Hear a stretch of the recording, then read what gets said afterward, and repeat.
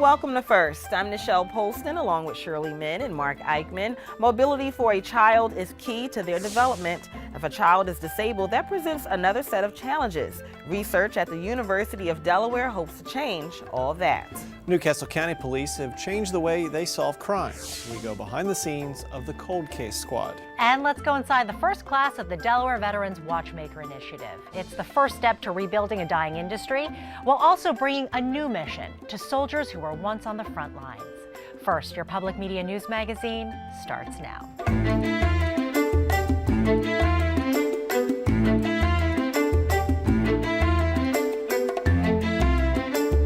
We offer some technological innovations this week, and they're all right here in Delaware. First, there's work being done on University of Delaware's Star Campus to help children with mobility impairments. In this week's First Look, we'll see what graduate students are doing to create assistive technologies or clothing with sensors to increase a disabled child's mobility.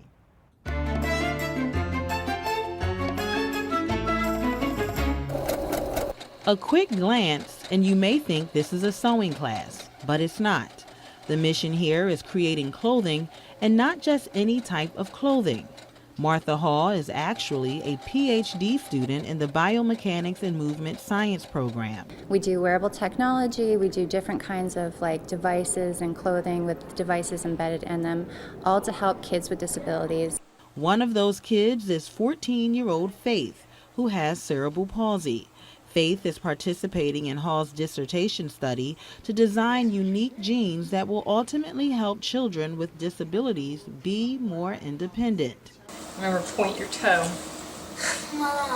In the video, she's trying to put on an ordinary pair of jeans. As you can see, the video shows how challenging it can be for the teenager. Cerebral palsy in particular, several of the children have, and that can look very different depending on the child and depending on the severity of the presentation. But for a lot of the kids, it may be challenges with range of motion, so you can't quite get your ankle pointed in order to get your foot through your pant leg. Children may also be challenged with closures like snaps, buttons, or zippers.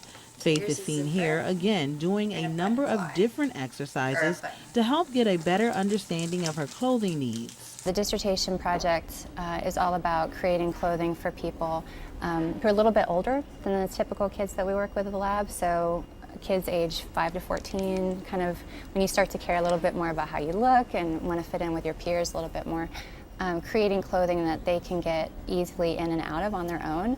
Research for this type of clothing all takes place inside the Move to Learn Innovation Lab, located on the University of Delaware's Star Campus. We've worked with children that have a broad range of disabilities. The most common one that I personally have worked with is called arthrogryposis, which means that the child means curvature of the joints, but the child is fine mentally, but they really have a difficult time lifting their arms up. So we've worked on creating devices that make it easier for them to put their hands in front of their face, which allows them to make connections with the outside world and when they're playing with things. According to Ben Greenspan, measuring movement is key. For some of the projects that we work on, the wearable technology is just trying to measure movement so we have a better understanding of how the child's actually moving in a natural environment, not just in a lab space. Grant money is definitely important to this lab. The National Science Foundation recently awarded money to also allow students to work on a smart compression garment that will hopefully translate into a user-controlled power exoskeleton. And that's on definitely the larger side of funding, but also it's really nice with this huge push for open source electronics. A lot of the sensors and microcontrollers and things of that nature that previously wouldn't have been affordable in years past are much more accessible to purchase on the internet now. Meanwhile, what goes on in this lab could eventually get the attention of some retail giants. Target has just recently started to be interested in designing or providing clothing for kids with special needs. So they just released a line of children with autism, so things that don't have tags that can irritate the skin or seams in places that could bother a child. Committee members on Hall's dissertation have developed a relationship with Target, so there may be some potential work in the near future. If we could help to create clothing for kids and have it distributed through an amazing company like Target, that would just make it even more available and even more accessible, which at the end of the day is our goal. In addition to grant money from the National Science Foundation, which totaled more than $1 million for the project, supporters include partners from the University of Minnesota, Virginia Tech, as well as donations from the community and grant money from the Delaware Economic Development Office and the University of Delaware Research Foundation. Now, there are a number of great things going on at the Move to Learn Innovation Lab. To learn more, please visit their website at sites.udel.edu/move2learn. Now, how long will the project run, Nichelle? Okay, well, Shirley, this is about a 4-year project where team members will continue to work on developing soft, low-profile sensing technologies that pretty much look and feel like everyday clothing. Now, what's unique is clothing will feature shape memory fibers to assist with limb movements. Super interesting. So any other projects going on in the lab? Yes, right now there actually is, and one is called the Get Around Garment Project. Leaders are looking to recruit healthy babies, young babies around 0 to 5 months to continue their work on comfortable clothing with sensors, pretty much to track babies' activities. And so what I'm told is that officials say that early movement and play pretty much impacts future development. Very interesting. Thank you so much, Nichelle. Look for more of Nichelle's story at our brand new online news home, WHYY.org/news. We'll have more on that later in the show. Our next innovation story takes place below the canal. Classes are underway teaching 6 veterans horology. That's the art of making watches. The Veterans Watchmaker Initiative is the nonprofit behind the school in Odessa. It's one of 8 watchmaking schools in the country, but the only one exclusively for veterans.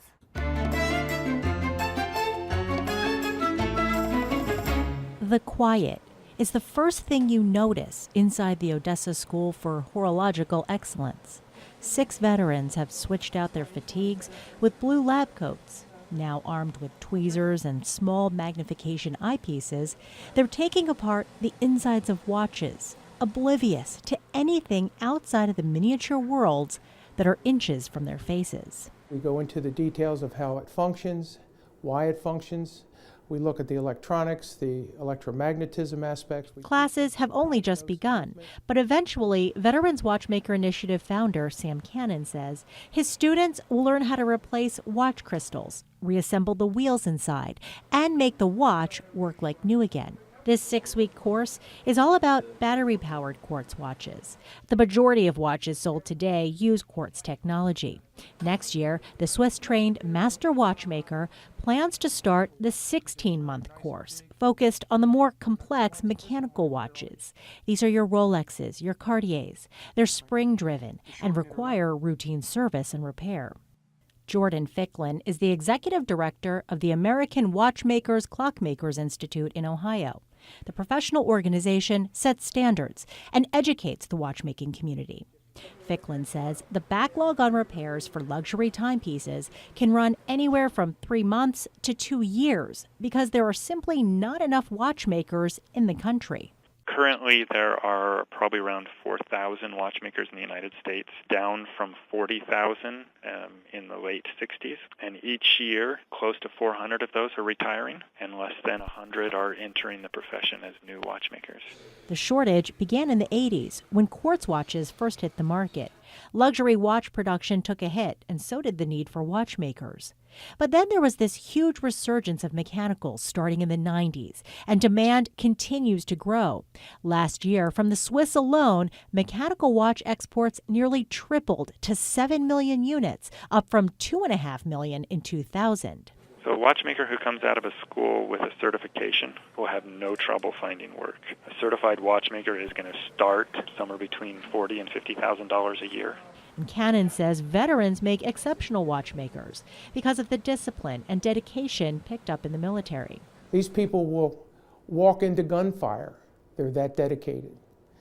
All you're doing is taking that energy and transferring it to a different area, something they can do. Injuries and the effects of PTSD prematurely ended the majority of these veterans' military careers.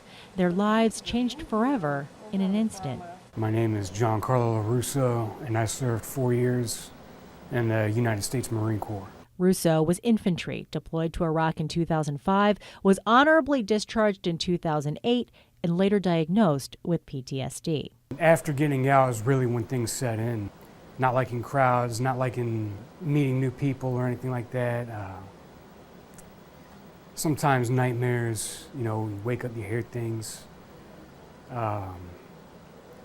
Irritability. Research has shown watchmaking can be therapeutic, particularly for those suffering from PTSD like Russo. Watchmaking is a quiet, solitary profession where you can work at your own pace without any pressure.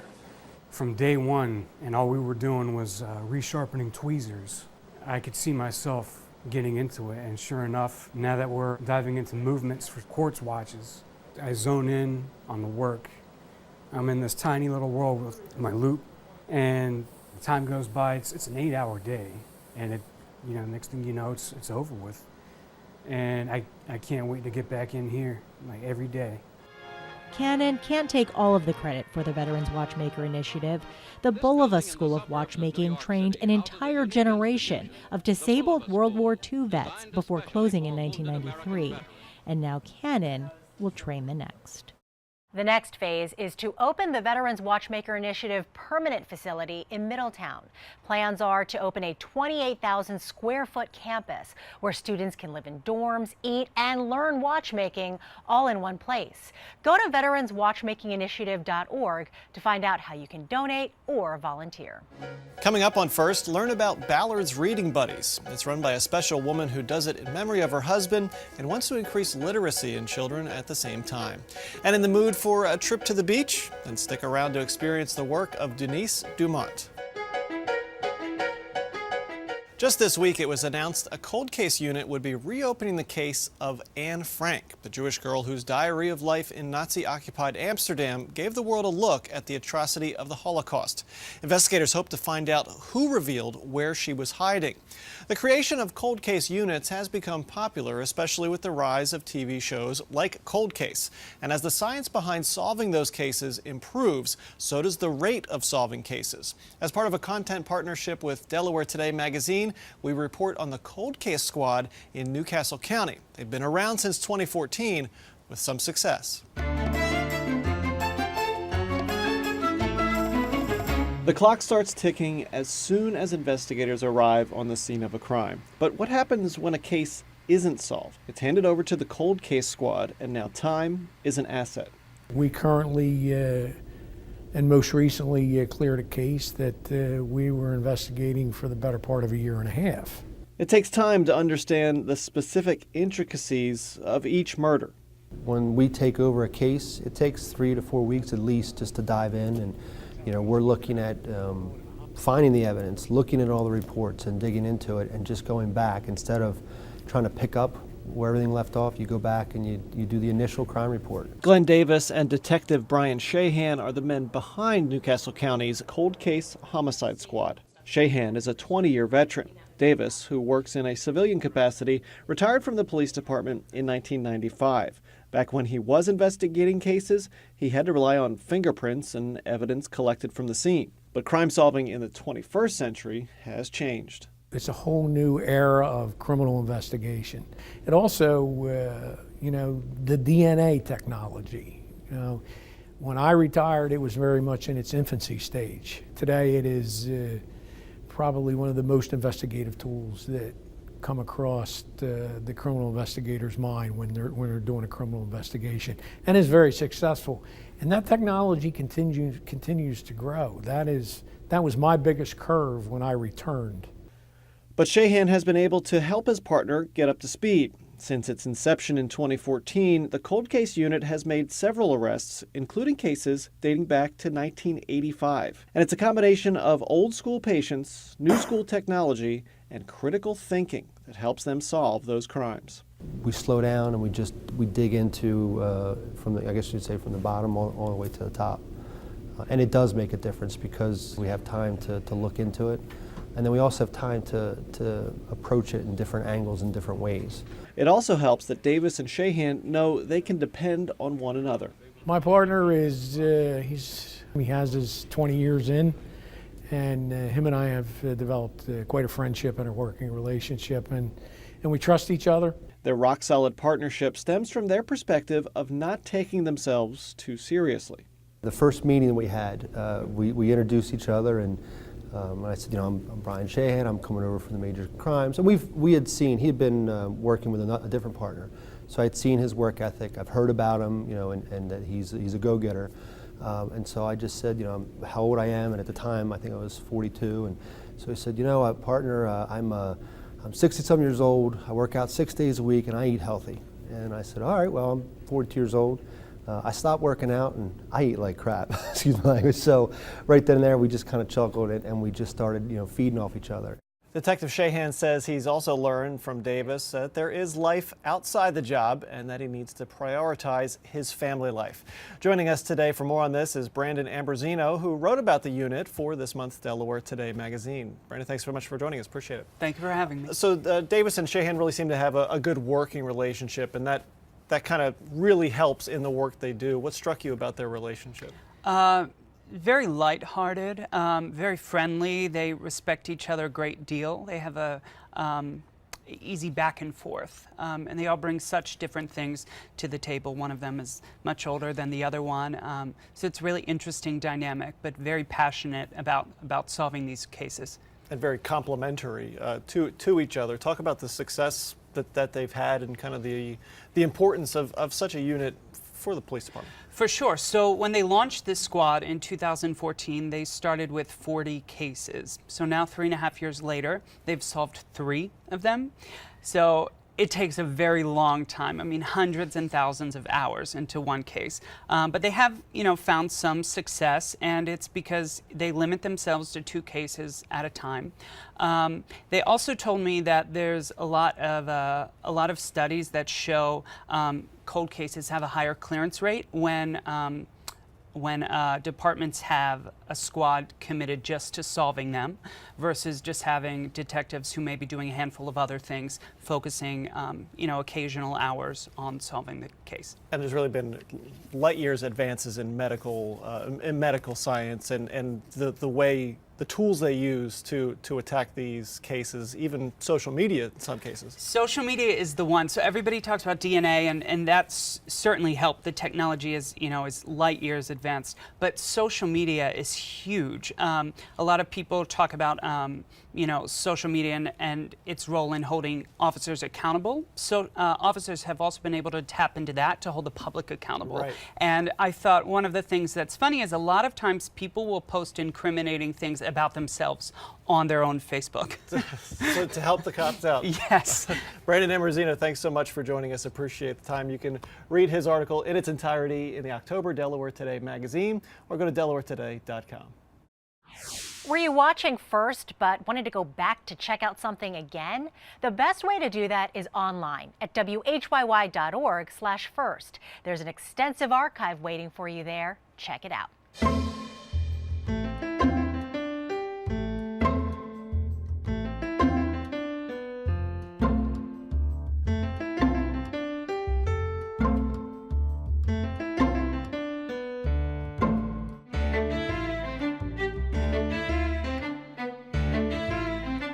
The wife of fallen Delaware State Police Trooper Corporal Stephen J. Ballard is honoring the memory of her husband with a reading program. She's Louise Ballard, and our first person this week. Welcome. Hi, thank you. So the program is called Ballard's Reading Buddies. It actually the program will pair adult readers or adult volunteers with children. Why a reading program? I think reading is so important. Sometimes I think we can look too far ahead and we don't back up and start where it's most important. And I just remember I was at a Blue Rocks game with the United Way, and it was their big culminating event for my very own library. And it was just awesome to see so many kids excited about reading and being able to have this experience of a lifetime, you know, tied to reading.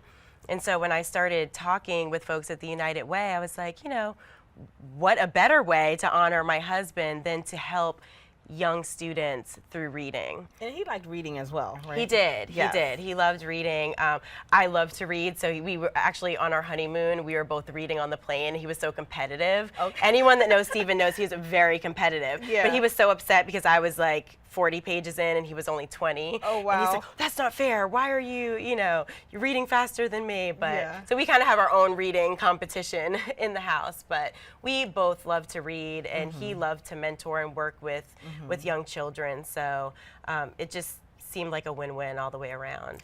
So the program is being sponsored by the United Way. Yes. They have a program called Reading Angels. Correct. Yeah, so and the goal of that is to improve children's reading skills. Exactly.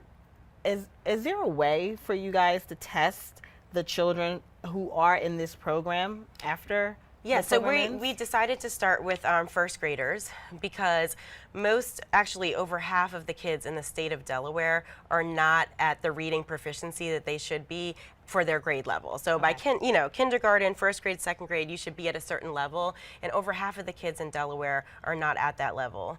And actually 82% of the kids in Wilmington are not at that level by third grade. So if you think about third grade and where you are and the implications that it has for math and science and being able to move ahead and be successful. So that was important to me to measure the program because I want to see that we are actually making a difference, not through a standardized test.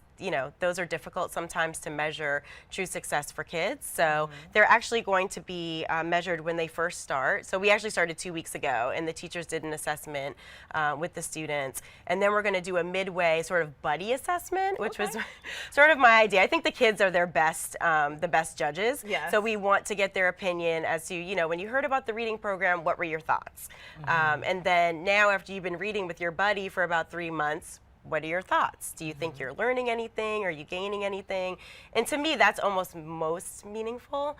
It's just really hearing the kids' perspective. And then they will be measured again through an actual tool at the end of the year. Okay. Now, this is just a pilot program right now. It is. Any word when it will expand? We want to expand next year. Okay. So it is a pilot program. We wanted to start small and do it right. It's really important to me that we get everything in order and know how we need to run and execute it. I mean, we're dealing with human beings, volunteers, and everybody has busy schedules. So for me, it's more than just reading. It's building that component of one-on-one. And so we want to roll it out. I'd love to roll it out to maybe 2 or 3 other schools next year, including, staying at Southern Elementary where we started it this year. But to get like 2 or 3 other elementary schools in the fold next year. How did you pick Southern Elementary? So I visited various schools after my husband was killed, and just when I was at Southern, I just fell in love with the school and the students. They have a wide range of, classrooms and different kids with varying abilities and needs. And I just really felt like the school, the administration, they were really focused on sort of the 21st century student and, leadership. And I just really love what they were doing there. Okay, so is it still time to sign up? I understand Newcastle County Executive Matt Myers on board, United Way President Michelle Taylor. You're also a buddy. Yes. I plan to be a buddy. Yes. Is it still time? You definitely can. So we're having one more orientation on Tuesday, October the 10th. Okay. And that's going to be at 10 a.m. at Southern Elementary School. All right, thank you so much. Louise Ballard of Ballard's Reading Buddies. To learn more about the program or sign up, please contact Jamie Boone of the United Way at 302-573-3795. Delaware artist Denise Dumont went to art school, but it was the world of business where Denise made a living. Years later, she decided to return to her first love, painting. Her art is inspired by the shores of the Chesapeake and Delaware Bays and the New England coast. Denise has a show of her work at the historic Odessa Foundation Visitor Center. That's where we caught up with her for this week's First Experience.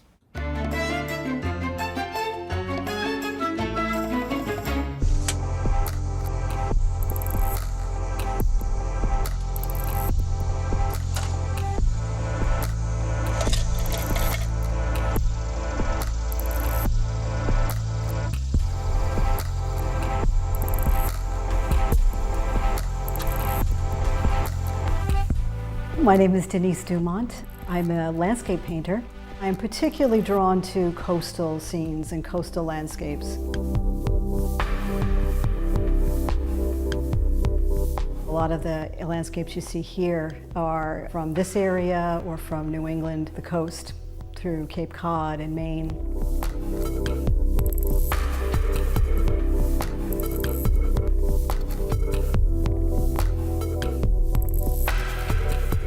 think whatever it is that calls to me calls to a lot of folks who find they gravitate toward the shore. It's just being near the open landscape and the sky and the ocean. The mountains are beautiful also, and I love to visit, but I always find myself coming home to a coastal landscape. I actually wound up in a completely different career to pay the bills. And if you would have told me that while I was in school, I wouldn't have believed you. But I wound up in a banking career for many years, which was very good. I was very happy with it. But at some point, I just said, this was wonderful, but I really want to get back to my bliss, which is painting.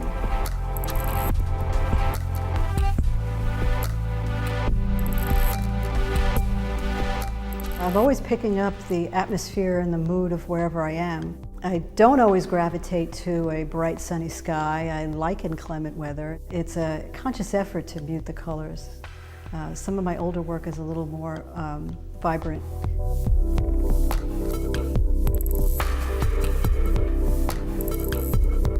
I like to replicate a mood, and then from there, I think the colors need to work. So the shapes and the colors need to work in the context of that scene. I think that I've got a lot of room to grow as a painter. I've been doing landscapes for a long time, and although it's my first love, I'm itching to do some more portraiture and some more still lives. I don't only want to be known as a landscape painter, but I do love it. What keeps me going is being out there and enjoying where I'm painting. I'm painting what I enjoy. It somehow comes out on the canvas. You're exploring and you are creating, and there's nothing like that. Denise's exhibit at the Historic Odessa Foundation runs through October 15th. You can see more of her work at denisedumont.com. And for more information on the exhibit or on the many things to see and do in Odessa, visit them at historicodessa.org. And coming up next week on First, some Delaware school districts have empty classrooms, but the districts still have to pay for those schools like they're full. And the new entrepreneurs in Delaware are looking for a way to make a mark. Check out the thought behind Lola Soul. And before we go, we have a little housekeeping to tell you about. For years, we've been saying newsworks.org/Delaware is the place to find your news online. Well, starting October 9th, we're going to make it simpler. WHYY.org and newsworks.org will become one site. So check us out at WHYY.org/news. And by being on that site, it will be easier to find First at WHYY.org/first. So simple. And while you're at it, don't forget to sign up for our Delaware newsletter too. That is First for this week. Thanks so much for watching. For Mark Eichman and Shirley Min, I'm Nichelle Polston. Have a great week.